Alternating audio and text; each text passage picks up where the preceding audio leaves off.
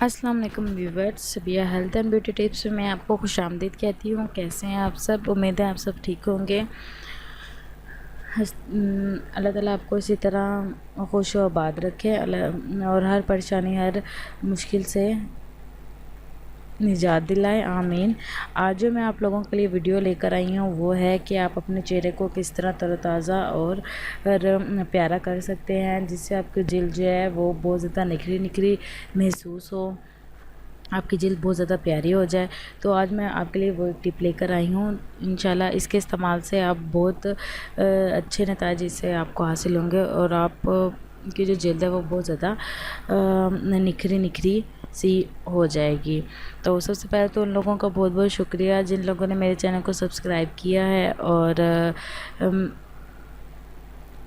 امید کرتی ہوں وہ اسی طرح میری ویڈیوز کو دیکھتے رہیں گے، لائک کرتے رہیں گے، اور جن لوگوں نے ابھی تک میرے چینل کو سبسکرائب نہیں کیا تو پلیز میرے چینل کو سبسکرائب کریں، تاکہ میری اور زیادہ حوصلہ افزائی ہو۔ کوئی بھی پرابلم، کوئی بھی پریشانی ہو، آپ مجھ سے کمنٹ میں جو ہے بات کر سکتے ہیں، مجھ سے پوچھ سکتے ہیں کہ جی یہ کوئی پرابلم ہے، مجھے اس کا حل بتا دیں۔ انشاءاللہ میں آپ کو اس کا بہت اچھے سے بہت زبردست حل بتاؤں گی اور آپ کی پریشانی انشاءاللہ دور ہو جائے گی۔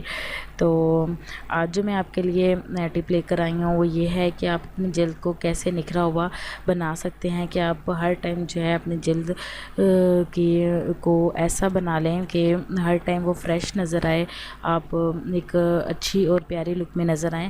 تو اس کے لیے آپ نے کیا کرنا ہے کہ شہد لینا ہے آدھا چمچ، اور 2 چمچ آپ نے دودھ کے لینے ہیں۔ اس کے علاوہ عرق گلاب لینا ہے اور تھوڑا سا لیمو لینا ہے۔ لیمو کے ساتھ آپ نے تھوڑا سا جو ہے وہ بیسن ایڈ کر لینا ہے تاکہ وہ اچھا سا پیسٹ بن جائے، ٹھیک ہے۔ یہ اس پیسٹ کو آپ نے اپنے چہرے پر 20 سے 25 منٹ کے لیے لگا رہنے دینا ہے۔ اس کے بعد جب یہ خشک ہو جائے تو آپ نے اتار دینا ہے اپنے فیس سے، اور پھر اتارنے کا طریقہ یہ ہے کہ آپ نے جب خشک ہو جائے تو آپ نے اس کی کلینزنگ کرنی ہے، ٹھیک ہے۔ اچھے سے اس کی مساج کرنی ہے، کلینزنگ کرنی ہے۔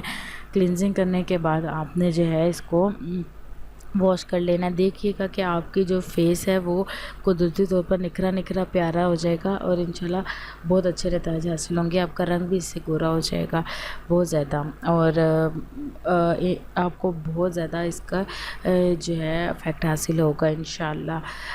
مجھے دعاؤں میں یاد رکھیے گا، اور کسی بھی قسم کی کوئی بھی پرابلم ہو مجھ سے شیئر لازمی کیجیے گا تاکہ میں جو ہوں اس کا کوئی اچھا سا حل آپ کو بتا سکوں۔ Thank you so much and اللہ حافظ۔